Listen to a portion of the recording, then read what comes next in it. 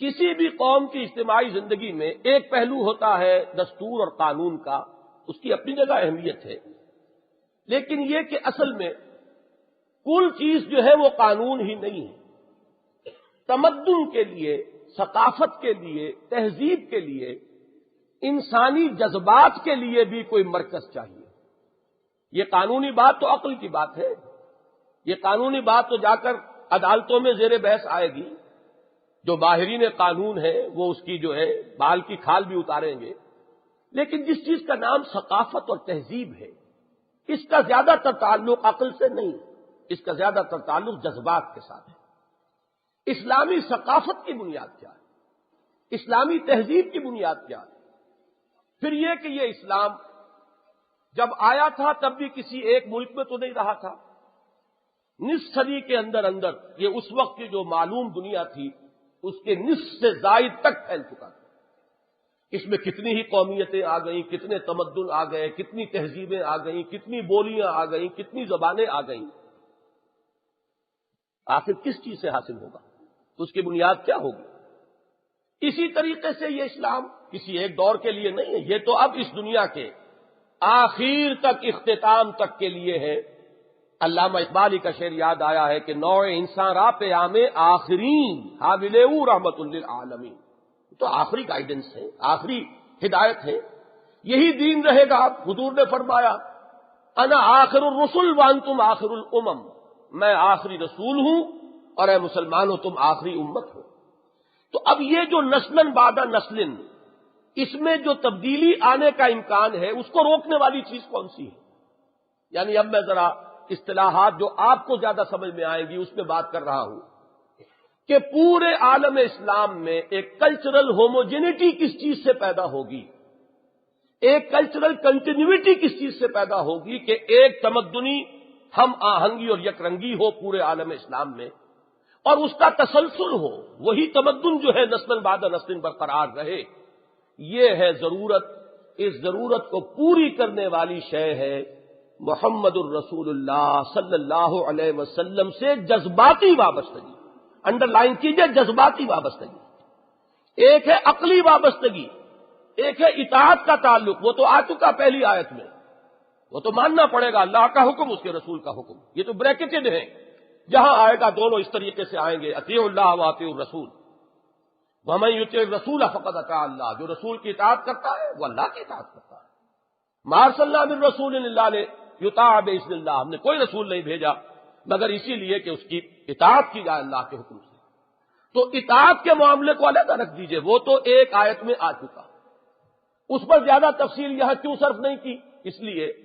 کہ یہ تو در حقیقت اس نقطۂ توحید کی پہلی شرح ہے جو پوری مکی صورتوں میں تفصیل سے آ چکی، لہذا یہاں تو ایک آیت میں اس دفعہ کو صرف نیریٹ کیا اور بات آگے چلی۔ لا تقدموا بین یدی اللہ ورسولہ، قانونی دستوری بحث مکمل۔ اب بات آ رہی ہے جذباتی وابستگی، کسی کی محبت، کسی کی عظمت، کسی کی عقیدت، کسی کے ساتھ دلی لگاؤ، یہ وہ چیز ہے کہ جو بنیاد بنتی ہے ثقافت کی، تہذیب کی۔ مرکز ملت، اس ملت کا ایک مرکز ہونا چاہیے، جذباتی مرکز، لیکن صرف ان سے ہمیں اختلاف یہ ہے کہ وہ شاید یہ سمجھتے ہیں کہ یہ مرکز ملت ہر دور میں بدل جاتا ہے، جبکہ وہ مرکز ملت محمد الرسول اللہ کی ذات میں ہمیشہ کے لیے قائم و دائم ہے۔ وہی مرکز ملت آج سے 1400 برس قبل تھا، اور وہی مرکز ملت آج ہے، اور وہی مرکز ملت آج کے بعد بھی رہے۔ وہی مرکز ملت عربیوں کے لیے بھی ہے اور عجمیوں کے لیے بھی ہے، وہی شمالی افریقہ کے لوگوں کے لیے بھی ہے اور جاوا سماٹرا کے لوگوں کے لیے بھی ہے۔ ایک ہی کی محبت اور ایک ہی کی عقیدت اور ایک ہی کی عظمت اور ایک ہی کی پیروی کا جذبہ۔ دیکھیے اسی کا نام ہے اتباع۔ اطاعت تو اسے کہتے ہیں جو حضور نے فرمایا آپ نے اس پر عمل کر لیا، اطاعت ہو گئی۔ اتباع نام ہے اس کا کہ خود آگے بڑھ کر دیکھیے کہ حضور کو کیا چیز پسند ہے، حضور کیسا لباس پہنتے تھے، حضور چلتے کس طرح تھے، حضور جب رات کے لیے لیٹتے تھے سونے کے لیے تو کیسے لیٹتے تھے، حضور کے چلنے کا انداز کیا تھا، نشست و برخاست کا انداز کیا تھا، حضور کھانا کس طرح کھاتے تھے۔ یہ غالباً بایزید بستامی رحمت اللہ علیہ کے بارے میں آیا ہے نا کہ انہوں نے خربوزہ کھانے سے انکار کر دیا تھا کہ مجھے معلوم نہیں کہ حضور نے کھایا ہے کہ نہیں کھایا، اور کھایا ہے تو کس طریقے سے کھایا ہے، کیسے کاٹا ہے اسے، یہ چونکہ مجھے معلوم نہیں لہذا میں اس کو نہیں کھاؤں گا۔ تو اندازہ یہ کیجئے کہ یہ ہے وہ قدر کہ جس سے ایک تہذیب وجود میں آئی، ایک شکل و شباہت وجود میں آئی کہ دور سے آپ دیکھ رہے ہیں کہ اگرچہ اس کے فیچرز تو چائنیز ہیں لیکن یہ چائنیز مسلم ہے، مسلمان معلوم ہو رہا ہے، دور سے چلا آ رہا ہے وہ چائنیز مسلم ہے، یہ فلاں کا ہے معلوم ہوتا ہے یہ تبت کا ہے لیکن تبتی مسلمان ہے، یہ فلاں علاقے کا ہے لیکن مسلمان ہے۔ آخر وہ کس چیز سے معلوم ہوگا؟ وہ وضع قطع ہے، نشست و برخاست ہے، اسی کا نام ہے تمدن، اسی کا نام ہے تہذیب۔ تو مسلمانوں کے لیے تہذیبی مرکز، مسلمانوں کی تمدن کی اساس، ان کے لیے کلچرل ہوموجینٹی کی ضمانت دینے والی شے اور اس کلچرل کنٹینیوٹی کو برقرار رکھنے والی شے محبت و تعظیم رسول اور اتباع رسول کا جذبہ ہے کہ زیادہ سے زیادہ قریب سے قریب تر ہوتے چلے جاؤ۔ ایک حدیث بڑی پیاری ہے جس میں کہ حضور کے الفاظ آئے ہیں، حضرت معاذ سے آپ نے فرمایا ادنو دونک، اے معاذ اور قریب آ جاؤ اور قریب آ جاؤ۔ یہ مجھے اس لیے یاد آ جایا کرتے ہیں کہ یہی در حقیقت جذبہ ہے کہ جو مطلوب ہے کہ مسلمان جہاں کا ہو، وہ جاوا کا، سماٹرا کا، ہند چینی کا، موریتانیہ کا، کہیں شمالی افریقہ کا، کہیں ہندوستان کا، کوئی مسلمان ہو لیکن وہ زیادہ سے زیادہ حضور سے قریب تر ہونے کی کوشش کرے گا۔ اس کا نتیجہ کیا نکلے گا؟ آپس میں قریب تر ہوتے چلے جائیں گے، ان کی ایک تہذیب، ان کا ایک تمدن، ان کی ایک ثقافت جو ہے وجود میں آتی چلی جائے گی، دور سے پہچان میں آئیں گے کہ یہ آ رہا ہے محمد کا غلام صلی اللہ علیہ وسلم، اس کی نسبت ہے محمد عربی کے ساتھ صلی اللہ علیہ وسلم۔ یہی بات اقبال نے کہی ہے۔ باقی یہ کہ جو کچھ ہمارا نقشہ ہے اس کو علیحدہ ذہن میں رکھیے، لیکن اقبال نے جو بات کہی ہے اسے سامنے رکھیے کہ یہ زائرین حریم مغرب ہزار رہبر بنے ہمارے، ہمیں بھلا ان سے واسطہ کیا جو تجھ سے نہ آشنا رہے۔ جب تک یہ ہمارا معیار نہیں ہوگا، ہمارے اندر کوئی یکجہتی، ہم آہنگی، کوئی ثقافتی یکرنگی پیدا نہیں ہو سکتی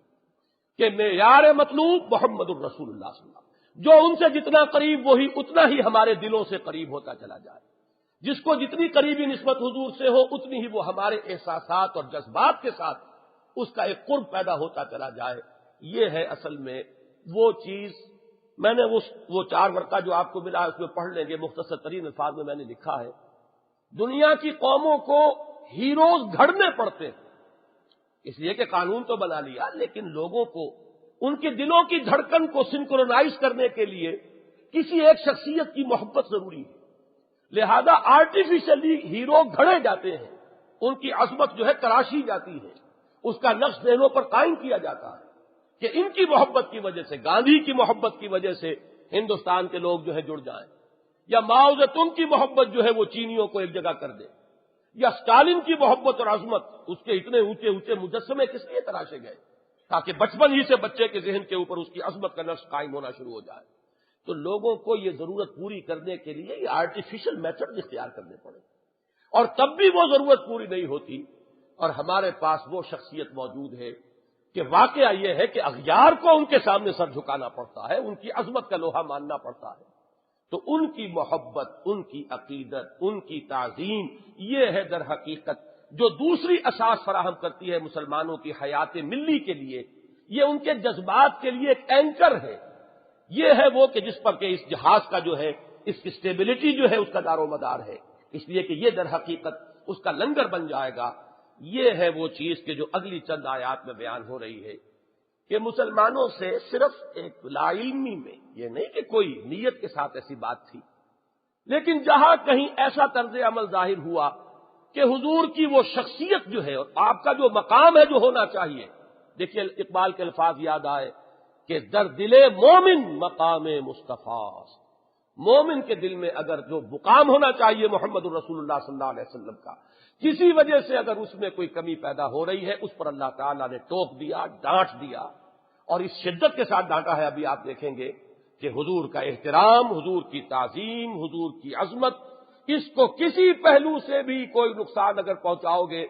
تو حضور کا کچھ نہیں بگڑے گا، آسمان پر کوئی تھوکے گا اس کے منہ پر آئے گا،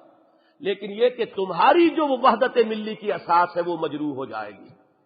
تمہیں جو باہم ایک بنا دینے والا، بنیان مرصوص بنا دینے والا وہ جو لنگر ہے وہ گویا کہ تم اب اس لنگر کو اپنے ہاتھ سے کھودو گے، نقصان تمہیں پہنچے گا، تکلیف تمہیں پہنچے گی، اس سے جو بھی زک ہوگی وہ تمہیں اٹھانی پڑے گی۔ یہ ہے وہ بات کہ جو اب متعدد آیات میں سامنے آ رہی ہے۔ اب میں ترجمہ صرف کروں گا اور پھر تیسرے مضمون کی طرف آگے بڑھوں گا۔